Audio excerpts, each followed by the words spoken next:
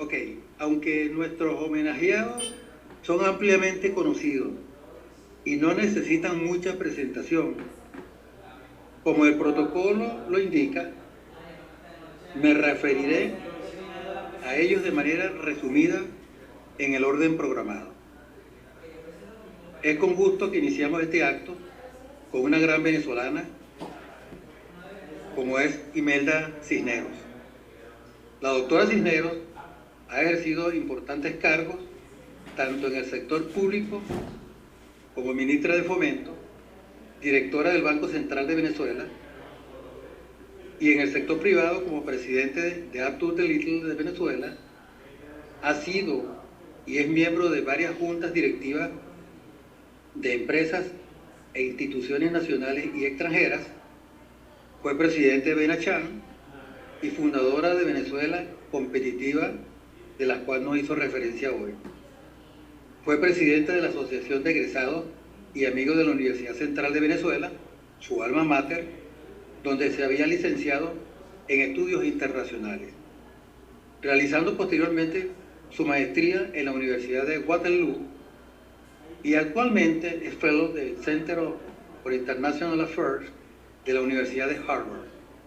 Como experta en estrategia y organización de empresas, ha asistido a importantes grupos empresariales locales y multinacionales en la elaboración y en el seguimiento de procesos completos de planificación estratégica.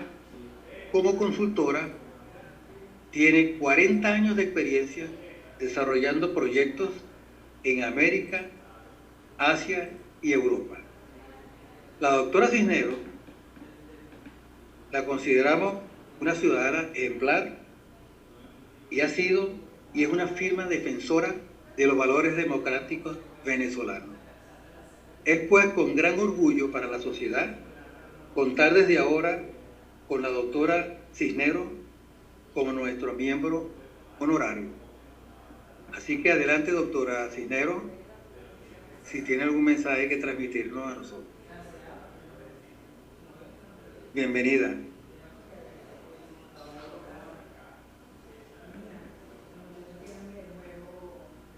Imelda, estás en mute. Ok, muchísimas gracias, de verdad, súper agradecida como Samadeh por esta invitación. Me voy a permitir leer para aprovechar de la mejor manera estos minutos que para mí son un privilegio. Estoy feliz de compartir este momento con mi amigo de siempre, Ricardo Hausmann, y también muy feliz de este reencuentro por esta vía con Gustavo, gran amigo de siempre, y con Juan Sabo. Les quiero agradecer de verdad esta invitación a ser miembro honorario de la Sociedad Venezolana de Ingenieros de Petróleo, y espero de verdad poder agregarles valor desde esta condición. Les quiero contar lo siguiente: no soy ingeniero de petróleo, pero he vivido intensamente los altos y bajos de la industria petrolera venezolana. Me siento muy cercana a ustedes y a este entorno por varias razones. Las primeras razones son de carácter sentimental, que como ustedes saben son las más genuinas de las razones. Me crié en un campo petrolero, como se llama algunos con rabia, en plena meseta de Guanipa. Allí pasé mi niñez. Mi padre era el médico residente. La segunda razón sentimental es que me enamoré perdidamente de un ingeniero químico que se convirtió muy pronto en petrolero, y sin haberse graduado aún se lo llevó la Shell a la refinería de Cardón.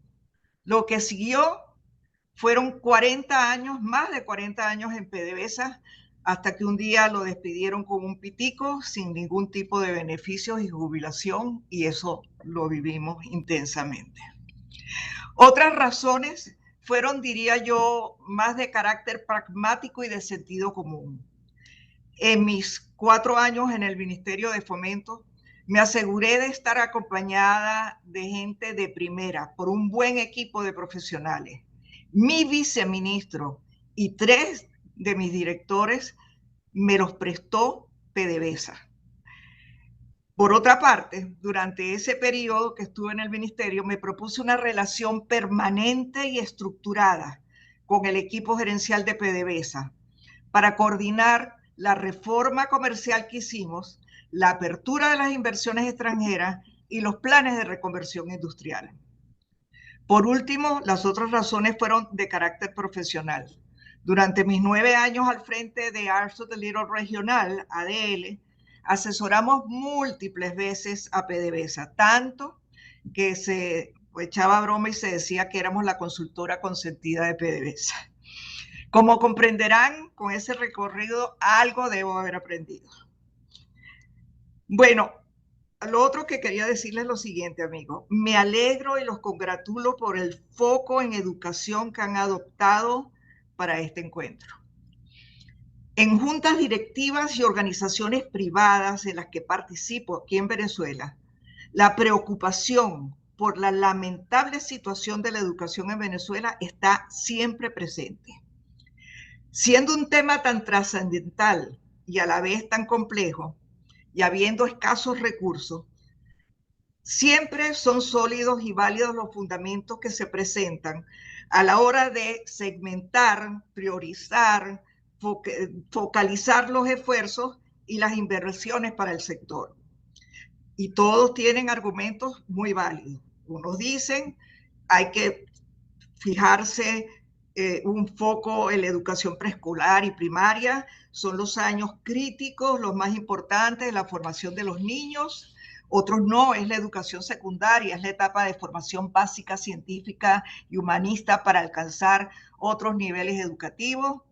Pero otros con mucha razón dicen, no, focalicémonos en la educación técnica, es indispensable para formar operadores, técnicos, crear oficios. Y muchos, entre otras yo, me insisto en focalizarnos en la educación universitaria, porque siempre me pregunto quién va a proveer la formación profesional adecuada para la Venezuela que soñamos, cómo vamos a desarrollar una estrategia en conjunto con la empresa privada venezolana, etcétera. Entonces, todos estos argumentos son muy válidos. Y he estado encima de eso durante los últimos años. Pero les quería comentar lo siguiente, preocupados por dónde empezar a recoger estos vidrios rotos del actual sistema educativo venezolano.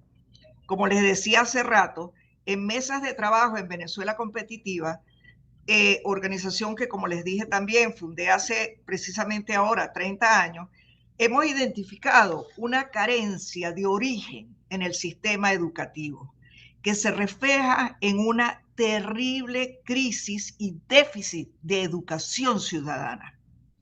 Un tema que debe ser un eje transversal desde el preescolar hasta la universidad o incluso en cualquier proyecto educativo innovador que nos acerque al futuro. La situación se recrudece aún más y se convierte en un verdadero reto de gran dimensión cuando observamos que esa educación que conocíamos, esa educación formal que vivimos todos nosotros,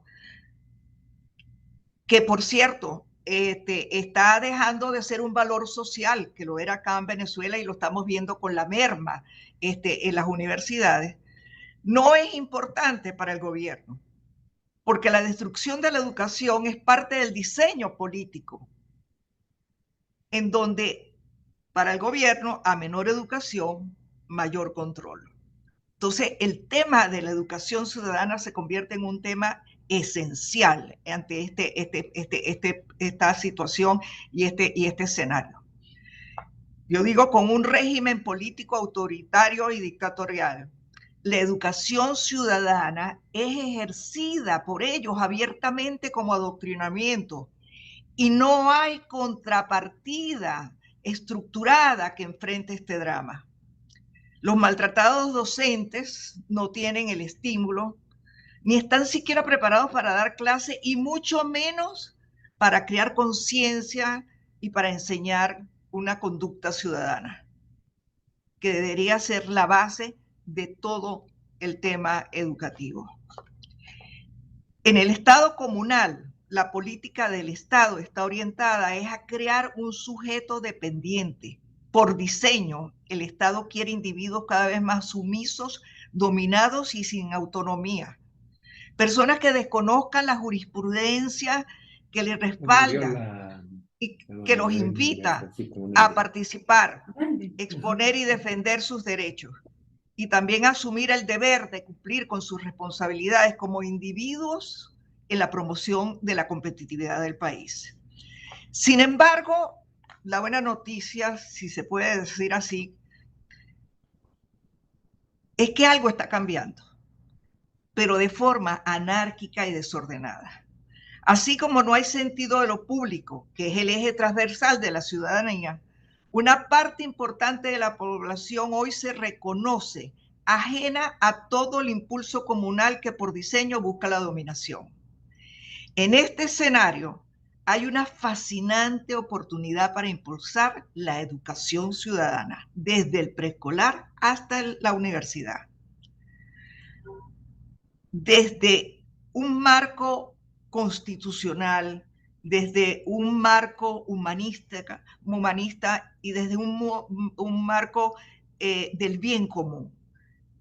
Es la gran oportunidad que tenemos de retomar, ¿cómo se llama?, este tema que es la base, ¿cómo se llama?, de una buena educación.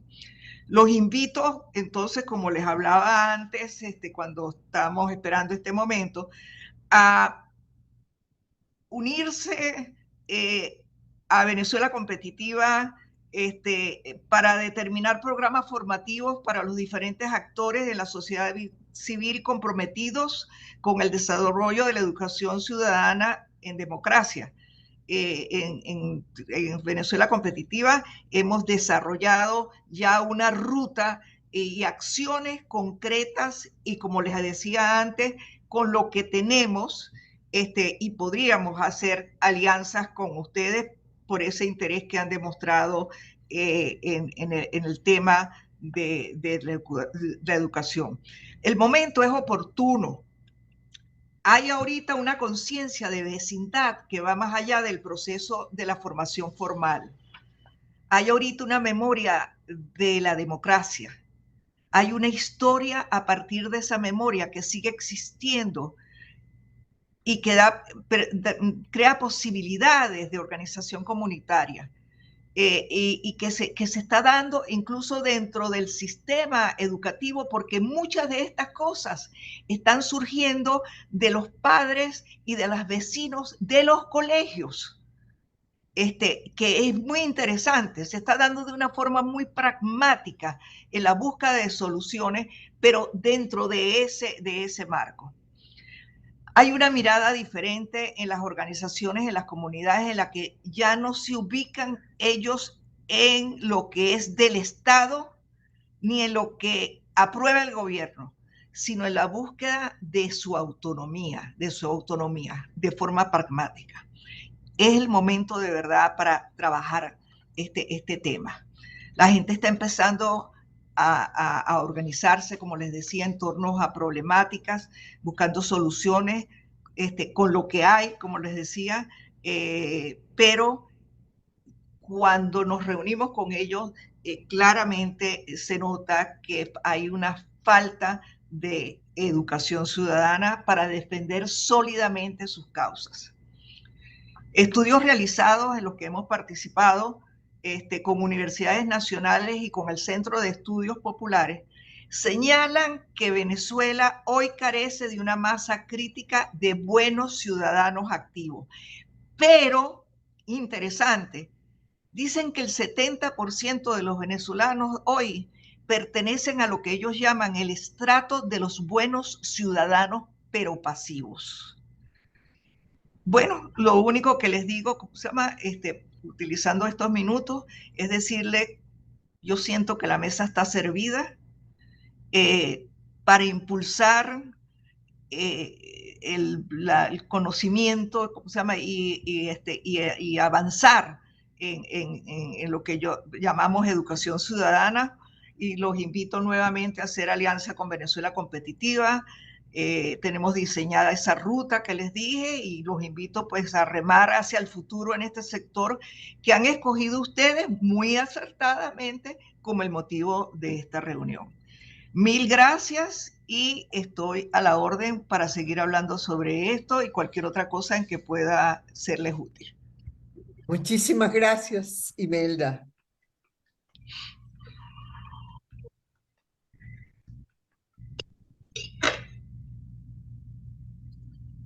Continuamos, Pedro. Sí. Bueno, nos toca el reconocimiento de Ricardo Hausmann, otro gran venezolano. Actualmente él se desempeña como director del Grau Lab de la Universidad de Harvard, el cual fundó bajo su liderazgo. El Grau Lab se ha convertido en uno de los centros de investigación sobre crecimiento económico y desarrollo más respetados e influyentes en todo el mundo. Sus contribuciones académicas han tenido un impacto significativo en el estudio y la práctica del desarrollo. Su trabajo ha sido publicado en las principales revistas científicas del mundo. Antes de incorporarse a la Universidad de Harvard, se desempeñó como jefe del Banco Interamericano de Desarrollo, ministro de Planificación de Venezuela y miembro del directorio del Banco Central de Venezuela. Como docente, fue profesor de economía en el IESA, donde fundó el Centro de Políticas Públicas y tiene un doctorado en economía de la Universidad de Cornell. El doctor Hausmann es un claro ejemplo de cómo un intelectual se identifica y ejerce patria donde quiera que esté físicamente. Es pues con gran orgullo para la Sociedad Venezolana de Ingenieros de Petróleo contar desde ahora con el doctor Hausmann como nuestro miembro honorario. Adelante, doctor Hausmann.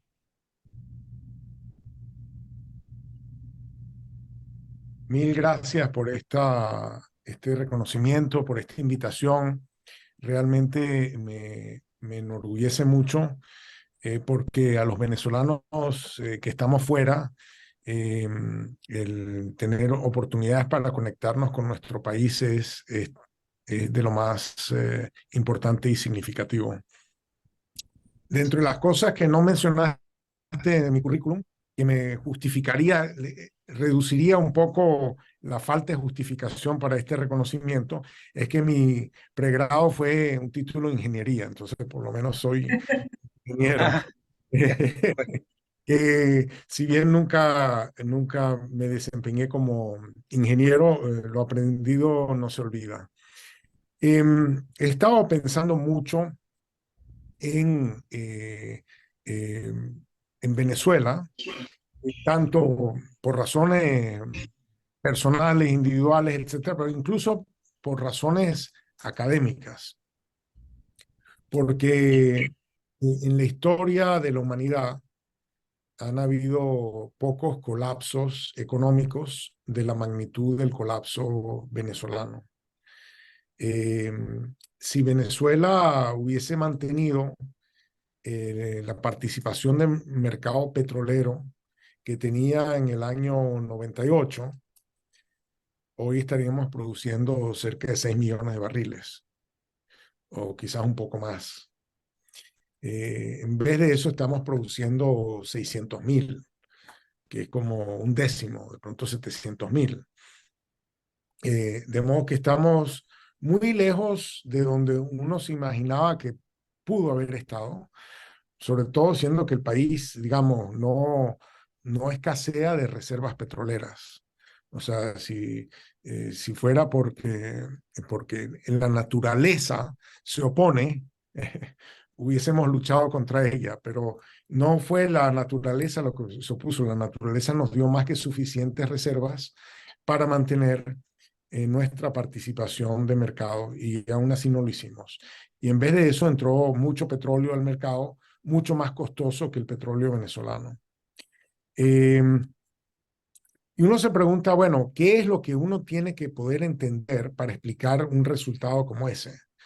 ¿Cómo es posible que una sociedad que sabía producir petróleo, pues se le olvidó? Una sociedad que sabía operar una refinería, un complejo de refinación de más de 1 millón de barriles al día, se le olvidó cómo se hacen esas cosas. Y, y eso me lleva un poco a ampliar la óptica desde la óptica puramente petrolera, a pensar en el país como un todo. El Producto Interno Bruto de Venezuela ha caído 75%.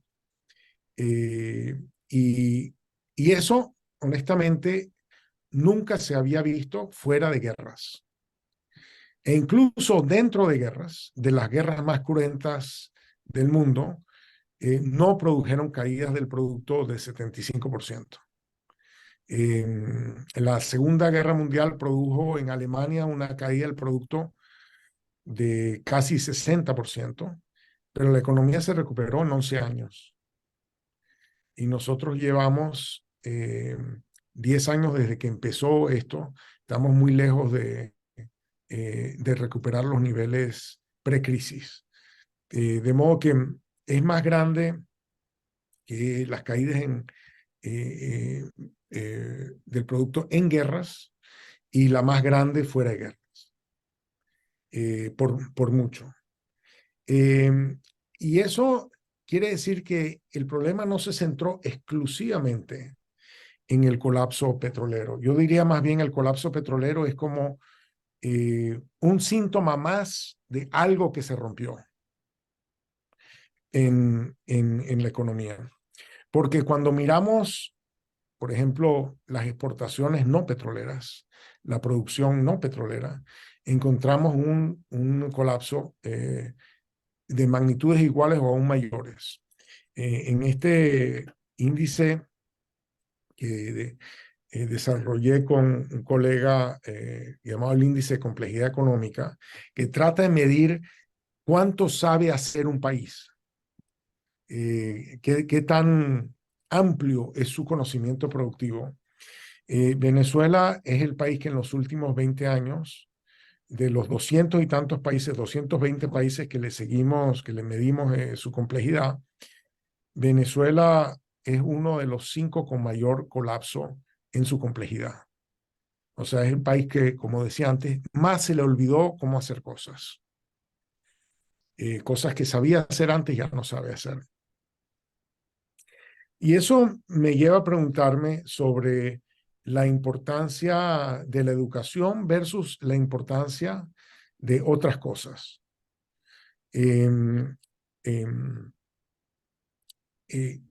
Yo no voy obviamente, a cuestionar la importancia de la educación porque le he dedicado mi vida a la educación. O sea, todavía soy profesor, me paso mucho tiempo enseñando a la gente porque creo que la educación es un fenómeno, es un proceso sumamente importante y central para un país. Pero lo interesante, quisiera yo destacar la diferencia entre el conocimiento individual, lo que una persona sabe hacer, y el conocimiento colectivo, lo que grupos pueden hacer que ningún individuo puede hacer.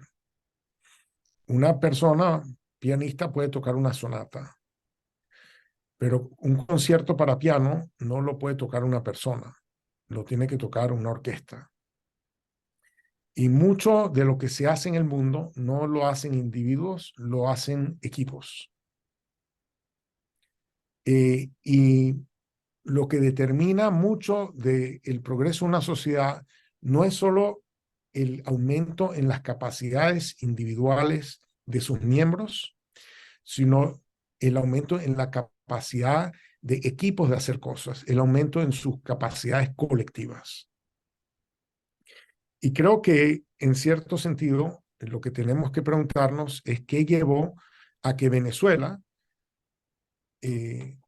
no haya perdido, o sea, no es que se le haya borrado la memoria a los individuos, sino que los colectivos, los grupos, las empresas, las organizaciones, dejaron de poder hacer lo que sabían hacer. O sea, hubo en cierto sentido una pérdida de conocimiento colectivo. Esa pérdida de conocimiento colectivo, esa imposibilidad de hacer cosas, llevó a que, digamos, en la última década, 7 millones de venezolanos hayan salido del país. Eso no ha quitado la capacidad individual de esos ciudadanos, probablemente las ha ampliado en otras dimensiones porque esos venezolanos han tenido experiencias de trabajo que de otra forma no hubiesen tenido, han tenido experiencias que de otra forma no hubiesen tenido y por lo tanto existen, son parte de los activos humanos del país, ¿verdad? Pero son el reflejo de que hay algo que es fundamental para hacer el conocimiento individual valioso. Y sin ese algo, ese conocimiento individual va y se convierte y participa en procesos de conocimiento colectivo en otros ámbitos. Entonces yo diría que en Venezuela lo que explica el colapso fue una imposibilidad de los venezolanos de agruparse para hacer cosas. Que no era tanto la falta de conocimiento individual, sino la imposibilidad de juntar esos conocimientos individuales para hacer cosas. Y eso ocurrió porque a los venezolanos le quitaron, los desempoderaron, le quitaron sus derechos, los derechos económicos para dedicarse a la actividad de su preferencia. Esos derechos están cercenados por una serie de permisos, de restricciones, para fijar precios, para importar, para contratar, para conseguir financiamiento, etc. Derechos económicos, derechos individuales para opinar, para informarse, para tener libertad de expresión y derechos políticos para definir un cambio de rumbo del país si es que no le gustaba el rumbo en que el país había tomado. Yo creo que ese desempoderamiento de los venezolanos es lo que impidió que los venezolanos agrupen sus capacidades individuales para hacer cosas en grupo. Y creo que eso está muy al centro de la crisis venezolana. Por eso yo creo que de caras a futuro, la recuperación de Venezuela parte por el reempoderamiento de sus ciudadanos, para que los ciudadanos puedan volver a usar esas capacidades individuales para hacer cosas más grandes que las que puede hacer un individuo, cosas que solamente se pueden hacer en grupo. Y creo que en el contexto de una ciudadanía venezolana empoderada, con derechos políticos, pues cambiaría el rumbo del país. Con derechos económicos, se daría el lujo de soñar y pensar e imaginarse en cosas que se pueden hacer en el país. Y desde ese punto de vista, creo que le vamos a sacar el jugo al hecho de que esa diáspora que hemos generado, y en todos los países, muchos países tienen diásporas, y esas diásporas nunca se generaron en los momentos más felices de los países, pero esa diáspora que está expuesta a experiencias que no existían en Venezuela va a ayudar enormemente a transformar el marco de conocimiento colectivo que puede haber en el país y el marco de cosas que se pueden hacer colectivamente para empujar el país adelante. Y creo que en ese contexto también va a ser mucho más necesario y mucho más útil todos los esfuerzos que hagamos en materia educativa, porque vamos a tener una economía que va a requerir de esos talentos, que va a requerir de esas capacidades, porque van a haber equipos humanos, de colectivos, de empresas, organizaciones que van a necesitar de esa capacidad porque van a estar empoderados con nuevos derechos. Esas son mis reflexiones para el día de hoy. Muchísimas gracias. Muy bueno, excelente. Muy bien, doctor Hoffman. Muchísimas gracias, doctor Hausman. Bueno, continuando con nuestra agenda, nos toca conferirle reconocimiento al doctor Gustavo Rosen, quien es abogado de la UCAP, con una maestría en Derecho Comparado en la Universidad de Nueva York, El doctor Rosen ha tenido una trayectoria importante en el sector público como ministro de Educación, presidente de PDVSA, senador de la reforma del sistema bancario nacional. También en el sector privado, como presidente de Envases Venezolanos, CANTV y presidente de la División de Alimentos de Empresas Polar. El doctor Rosen es un destacado columnista sobre tópicos de interés nacional e internacional y es un conferencista invitado a importantes eventos de trascendencia mundial. En el ámbito educativo, es miembro del Comité Asesor para Latinoamérica de la Escuela de Negocios de la Universidad de Harvard, presidente de la Asociación Venezolana Americana de la Amistad y es presidente de IESA, institución de excelencia a nivel internacional, la cual ha conducido por caminos luminosos. El doctor Rosen es un genuino ejemplo del ejercicio ciudadano y ha sido y es un firme representante de nuestro gentilicio democrático venezolano. Es por esto y con gran orgullo para el SBIC hacer este merecido homenaje al doctor Rosen con este premio tan querido por nuestra sociedad. Así que adelante, doctor Rosen, para escuchar Muchas sus gracias, palabras. Pedro, y muchas gracias a la Sociedad Venezolana de Ingenieros de Petróleo por este reconocimiento, al igual que a Minta, la vicepresidenta de la Junta Directiva en este momento. Gracias. Es difícil seguirle el paso a Imelda y a Ricardo, pero yo para dedicarle un tiempo al tema educativo, al cual hoy en día estoy muy vinculado por razones del IESA que quedaron mencionadas por Pedro y la Asociación Venezolana Americana de la Amistad, lo que hice fue buscarme un poco, refrescar un poco quién era Gumersindo Torres. Yo sabía desde toda la vida que era un venezolano ejemplar, que había sido un servidor público muy importante, pero pues, leyendo en su biografía me encuentro que no solamente tuvo que ver con el sector educativo y fue el primer ministro de Fomento y por lo tanto el autor de la primera ley de hidrocarburos del país en el año 17, creo recordar, sino que se topó al propio tiempo con el ataque o el rechazo de dicha ley por parte de las empresas que para ese momento tenían el señorío del petróleo en el país. Y de suyo perdió el cargo, la ley cambió, hubo una nueva ley de hidrocarburos y él regresó a diferentes posiciones públicas en su terruño de origen y en la ciudad y en el estado Zulia, según pude ver. Cuando vi el capítulo relativo a su ejercicio del Ministerio de Fomento y la promulgación de la ley, la primera ley de hidrocarburos y luego la situación difícil que se le planteó por parte de las multinacionales, vino a colación lo que creo que va a ser un fenómeno parecido en los tiempos que corren para la Venezuela de hoy.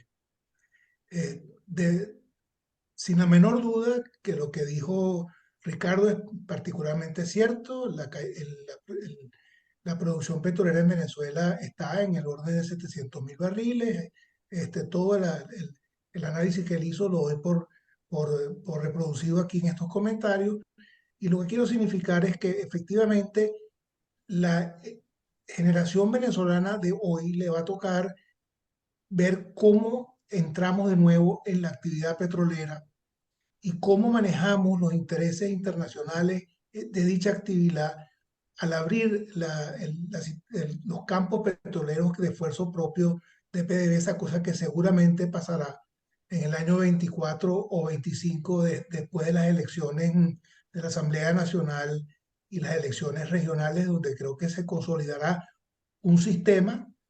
Vamos a tratar de pensar que es democrático, pero que le va a tocar enfrentar muy difíciles retos, entre los cuales la reforma de la ley de hidrocarburos, no así la de gas, va a ser una condición esencial para dinamizar la actividad petrolera de nuevo. Y ahí se va a requerir mucho talento, y ese talento en buena medida está en esta sociedad venezolana de ingenieros del petróleo, porque muchos de sus miembros son personas que han tenido la experiencia vital de haber trabajado en PDVSA o haber trabajado en el Ministerio de Energía y Minas cuando era un ministerio altamente técnico, y hoy en día están todavía vinculados a la actividad petrolera.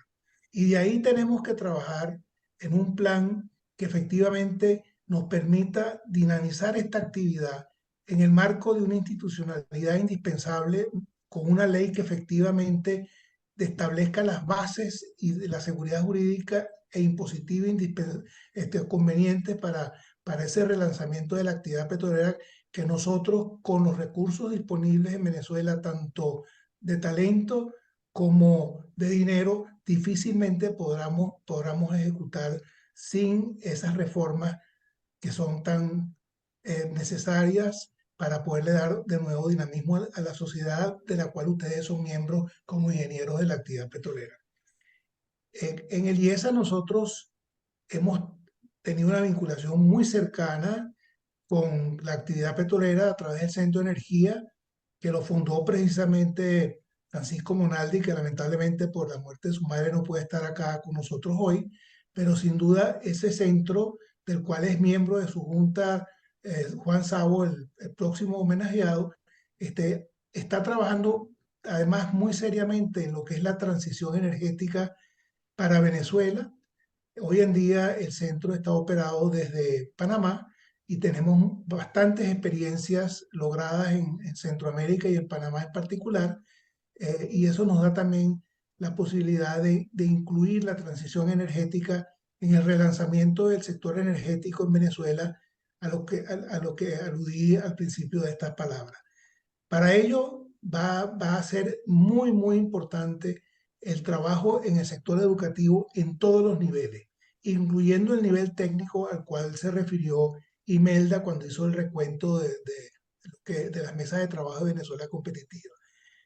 En el IESA estamos apoyando un programa para formación de soldadores en el estado Zulia, que ya está en su segunda cohorte, con 26 muchachos que pasan 6 meses estudiando bajo una tutela muy estricta, no solamente el oficio de soldador, sino los valores indispensables para desempeñarse en sociedad, basados en una alianza que establecimos con la INACAP de Chile, que es una institución que efectivamente tiene 100.000 estudiantes dedicados a la formación técnica, y que es un ejemplo a imitar o a copiar para el caso que nos ocupa en Venezuela, porque efectivamente la historia del INACAP está bien asociada con el desarrollo económico y social de Chile.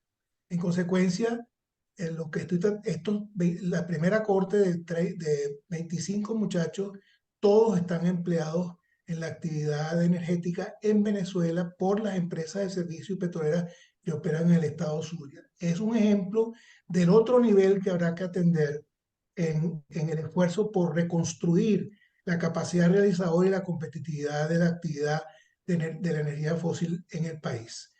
En ese sentido, también quería señalar que con el liderazgo de Juan Sabo, que va a ser reconocido a continuación, hay un diplomado que está en curso en el IESA para formar cuadros medios gerenciales en el sector de petróleo y gas, que ha sido bastante exitoso. Tuvimos una primera cohorte con, si no recuerdo mal, con 40 personas. Este año, en abril del año que viene, vamos a continuar con una segunda cohorte, de manera que estamos trabajando en el nivel de las maestrías y en el nivel, digamos, de pregrado, en lo que es los diplomados para la gerencia media del sector, y también, como dije, en la parte técnica de la actividad, pues consideramos que es un aporte que para nosotros resulta algo conocido históricamente, y en el cual podemos centrar nuestro esfuerzo y nuestros objetivos para contribuir con el país. Las reflexiones de Imelda son particularmente importantes porque efectivamente, cuando uno está vinculado al tema educativo, como es mi caso, yo también soy miembro del Consejo Superior de una universidad privada que tiene una escuela de educación, y ahí hemos podido ver con horror el resultado académico de un programa de lectoescritura financiado por el Banco Interamericano de Desarrollo para niños entre primero y tercer grado, donde el 93.7% de los niños no terminaba aprobando el programa sin el apoyo de esta facilidad que nos dio el Banco Interamericano, que está limitada en el tiempo y en la cantidad, al número de niños. Así que lo que Imelda señaló con respecto al esfuerzo social que hay que hacer por articular una sociedad efectivamente que tenga los valores comunitarios a que ella aludió, pero que también tengan conocimientos de alfabetización en lectoescritura y matemática que les den una inserción posible en la sociedad, es una enorme meta y un enorme reto que trasciende el ámbito de mis competencias inmediatas, pero que sí creo que debe ser resaltado en un momento tan importante como el de hoy, porque son amenazas muy serias con las cuales nos estamos enfrentando a una sociedad que de continuar así tendría un analfabetismo funcional sumamente difícil de superar en un ambiente de mucha competitividad externa, donde hay muchos países participando en un concierto de naciones y donde sería muy desventajoso seguir perdiendo altura en el caso venezolano, y por lo tanto doy por buenas y por muy importantes las reflexiones de Imelda con respecto al resto de los sectores educativos, y reitero que en el caso específico del de energía, en el IESA estamos más que comprometidos con el desarrollo de las iniciativas a las que hice referencia. De nuevo, muchísimas gracias por esta distinción y eternamente agradecido a Eminte y a Pedro por su visita el otro día allá al instituto. Gracias.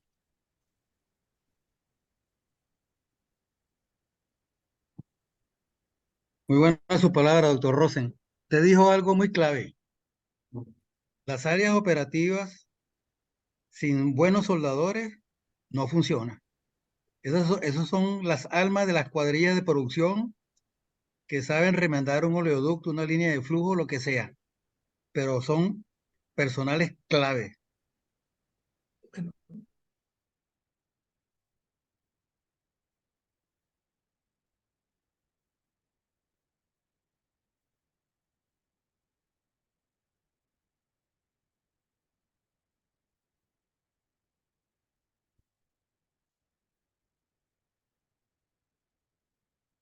Sus propios recursos. Qué bueno. Muy bien. Bueno, nos toca otorgar el reconocimiento del doctor Gumercindo Torres a nuestro distinguido amigo y colega Juan Sabo. Y quiero hacer una reseña muy importante sobre Juan porque una vez nos cruzamos en Morichal hace muchos años, ¿no? Y opinión de referencia en temas energéticos en el ámbito nacional e internacional. La mayor parte de su desarrollo profesional lo realizó en filiales de Petróleos de Venezuela en áreas diversas como fueron perforación, ingeniería, planificación, petroquímica y finanzas. Y dentro de estas áreas de competencia, lideró proyectos de gran envergadura, como lo fueron el proyecto de exploración Costa Afuera, la adquisición de Citgo y Champlain, la gerencia de formación y financiamiento de empresas mixtas del sector petroquímico y la apertura petrolera al sector privado. Luego de su jubilación como vicepresidente de Exploración y Producción en el 2002, y desde entonces ha ejercido como miembro de juntas directivas de varias empresas, es asesor del sector energético en el ámbito mundial, participó como miembro activo del equipo técnico en el diseño del Plan País Energía y ha liderado programas de capacitación de profesionales para la industria petrolera y petroquímica en el Centro Internacional de Energía y Ambiente del IESA. El doctor Sabo es un venezolano de primera que representa con sus procederes los principios democráticos venezolanos. Es pues con gran orgullo para la Sociedad Venezolana de Ingenieros de Petróleo hacer este merecido homenaje al doctor Sabo con este premio tan querido por nuestra sociedad. Así que adelante, doctor Sabo, para escuchar sus palabras. Aminta, si quiere Bueno, colocar. saludos a todos en primer lugar. Ahora le toca al muchacho de la casa. Aunque el muchacho es mayor que todos los ingenieros o miembros del suite que están presentes, pero en todo caso pues me siento muy cómodo aquí con este grupo. Yo primero quisiera dirigirme a ustedes con profunda satisfacción para agradecerles que me honran al concederme este premio. Específicamente a todos los miembros de la Junta Directiva de la Sociedad Venezolana de Ingeniería de Petróleo. Recibo esta distinción que honra el nombre de Gumersindo Torres, en resumida forma, como lo dijo mi amigo Gustavo Rosen, Gumersindo Torres representa la persistencia en la defensa de los intereses de Venezuela. Y por eso lo recibo con gran orgullo, después de 54 años de labores en la industria petrolera, de la cual pues casi todas han sido relacionadas con Venezuela. Me complace también de sobremanera que las otras personas homenajeadas han sido amigos míos y hemos compartido diferentes trabajos, inclusive con Ricardo comenzamos el famoso Plan País en una reunión que él llamó para trazar un poco las cosas que había que hacer para lograr un plan de reconquista de la industria petrolera. Durante todos estos años que me he desempeñado en la industria petrolera, en variadas posiciones y en variados temas, espero haber desempeñado también la ineludible responsabilidad de formar las generaciones de relevo.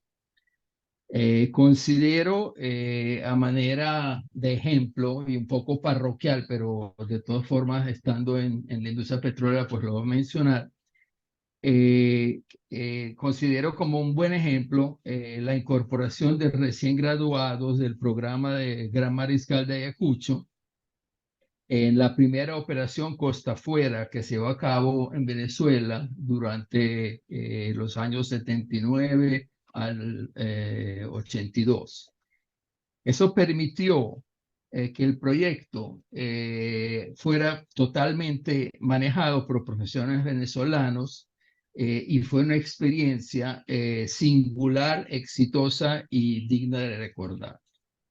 Otra instancia, en mi experiencia particular, lo representa la incorporación de jóvenes recién graduados a las sofisticadas labores de negociación y de empresas mixtas, para formar empresas mixtas y financiamiento de proyectos en la expansión de la petroquímica a finales de los años 80 y principios de los años 90.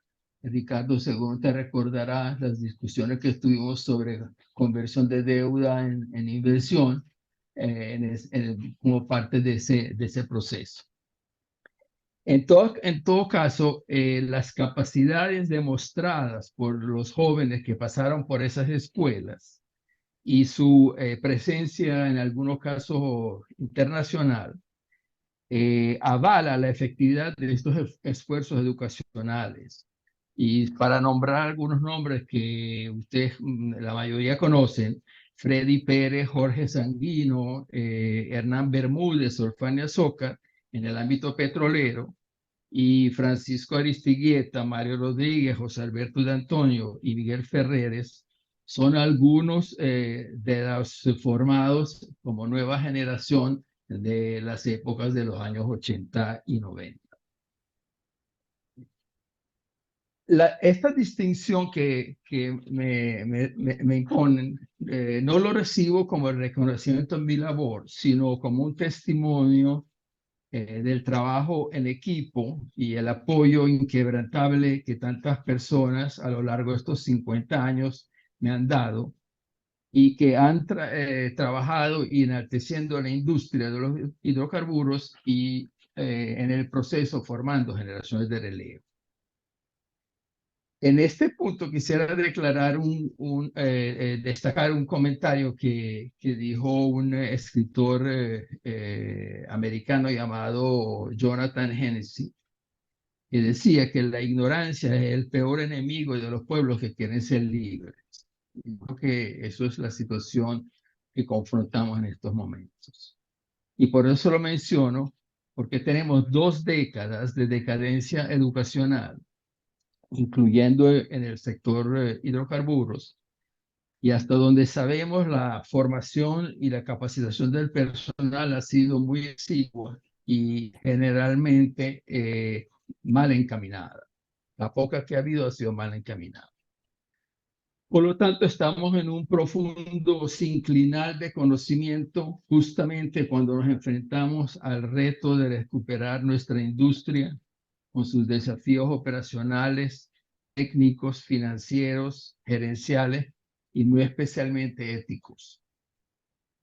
Y eso convierte que sea una necesidad y una obligación para cada uno de nosotros contribuir con las iniciativas de formación y educación para poder llenar ese vacío y así preparar el terreno hacia el futuro. A pesar del advenimiento de la inteligencia artificial, las tecnologías comunicacionales que eliminan esencialmente las distancias y la disponibilidad de grandes cantidades y cúmulos de información en la nube, para poder utilizar y engranar todos estos activos y poderlos aplicar en la industria de los hidrocarburos, se necesita que los usuarios, nuestros ingenieros, economistas, abogados y políticos, entre muchos otros, tengan un entendimiento fundamental de los eslabones de esta extensa cadena de valor y entender la globalidad del negocio dentro de un ámbito geopolítico internacional. Una iniciativa muy particular y muy exitosa que mencionó Gustavo Rose lo representa en este campo los diplomados en varias disciplinas industriales de marcada necesidad nacional, que fue llevado a cabo en el Instituto de Estudios Superiores y Administrativos del IESA, con la contribución muy importante de Talento Venezuela. Entre los diplomados se contó con los de hidrocarburos y petroquímica. En estas tuve la oportunidad de participar como coordinador, ponente y profesor. Y también participaron una treintena de profesionales, en su mayoría con experiencia en los campos petroleros y las refinerías venezolanas, que por cierto Lino fue uno de los profesores que nos acompaña en el día de hoy. En estos diplomados se impartieron una gran cantidad de conocimientos. Los profesores que eran expertos impartieron todo su conocimiento en todas las fases de la cadena de valor, y la coordinación tuve el beneficio de compartirlo en la parte petroquímica con Gustavo Carrero y en la parte petrolera con Luis Pacheco y Vicenzo Baglione. Me atrevo a decir que estos diplomados constituyen lo mejor que se ha logrado orquestar en esta materia en Venezuela. Por esta razón, espero que todas estas iniciativas educacionales, como por ejemplo, que mencioné el IESA y otros de las universidades y otros institutos, tengan el respaldo de las empresas y de todo el andamiaje industrial y económico interesado en el desarrollo de Venezuela. A manera de retrospección, desde el principio de mi carrera, he tenido el privilegio de trabajar junto a personas apasionadas y dedicadas en el campo de la ingeniería, la industria petrolera y la petroquímica, y en cada paso he aprendido de mis colegas, mentores y estudiantes y he encontrado inspiración en sus compromisos y su entusiasmo por esta industria que todos valoramos tanto. De manera que agradezco a todos mis colegas, a mis estudiantes y a mi familia por su apoyo constante y su comprensión en los momentos en que mi dedicación a la educación me mantuvo ocupado, muchos llamándome de workaholic, pero es simplemente un sentir que me hace y me honra en desempeñarme en la educación. Quisiera entonces, antes de terminar, felicitar a Imelda y a Ricardo por su incorporación como miembros honorarios a la sociedad y asimismo a Gustavo por haber recibido el premio Gumersindo Torres. Por lo tanto, me siento bien acompañado. Y quisiera, y así enfatizar la importancia de la educación para retomar el camino del crecimiento, parafrasear a un político educador norteamericano de nombre Edward Everett, quien expresó, siendo presidente de la Universidad de Harvard, que la educación es una mejor salvaguardia de la libertad que un ejército permanente. Y con eso le doy las gracias por haberme escuchado y por el premio que se me ha concedido.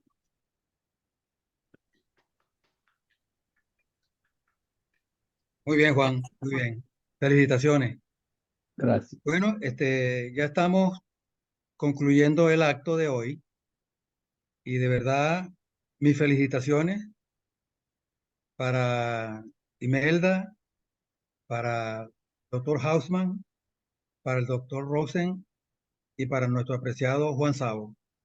Y tengo un mensaje final para transmitirle a ustedes, que es el siguiente. La Sociedad de Ingenieros de Petróleo, a lo largo de su vida útil, ha promovido 5 congresos petroleros. Hay un vacío de casi 20 años, un poco más de 20 años, desde el último congreso, el 5º congreso que se efectuó. En estos momentos, esta directiva está promoviendo la ejecución del 6º congreso petrolero. Ya tenemos bastante adelantado, tenemos un temario casi listo, pero el mensaje importante que yo quiero transmitirle a ustedes es que nosotros quisiéramos contar con el apoyo no solamente de los 4 agasajados, sino de muchos de los profesionales aquí presentes. Por ejemplo, como Luis Pacheco, que sé que está por allí, y muchos otros que yo estoy seguro que nos van a dar luz y claridad en los planteamientos y en el temario definitivo sobre los temas que se vayan a abordar en este congreso. Un tema importante que está dentro del temario es la educación. Nosotros pensamos en que debe formarse un profesional competitivo, no solamente en las ciencias, sino también en las áreas administrativas. Entonces, este congreso ya lo tenemos bien adelantado. El temario lo estamos oficializando de esta manera y como les dije, esperamos contar con muchos de ustedes para que nos soporten y nos logren echar adelante estas ideas y tratar de sacar un producto final que enriquezca a Venezuela con recomendaciones fuertes y que sirvan para el desempeño futuro de la actividad petrolera en Venezuela. Así que agradezco mucho, primero mi saludo a los agasajados, a los invitados y a los colegas presentes. Y buenas tardes y gracias por su compañía. Pedro, un Gracias. punto, Pedro, si como el acto ya está clausurado, digamos, los invitados, los homenajeados están libres de volver a sus actividades, pero el del grupo que se quiera quedar podemos tener una tertulia de comentarios. Sin duda, Por supuesto. aprobado. Ya, feliz tarde. Hasta luego. Hasta luego, muchas gracias. Hasta luego, Juan, hermano. quedarte. Saludos. Rosibel. Bueno, en esos comentarios yo quisiera, También, Adelante, nuestro un miembro abrazo. honorario, Eddie Ramírez.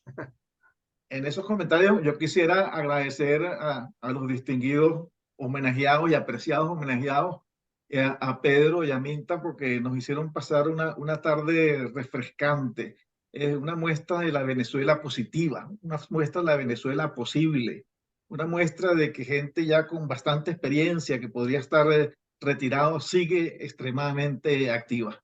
Realmente para mí ha sido un gran placer, una gran satisfacción escuchar todas esas las palabras de todos ustedes. Muchas gracias.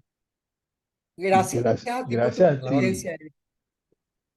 Y contamos contigo, Eddie, como miembro honorario para el Congreso.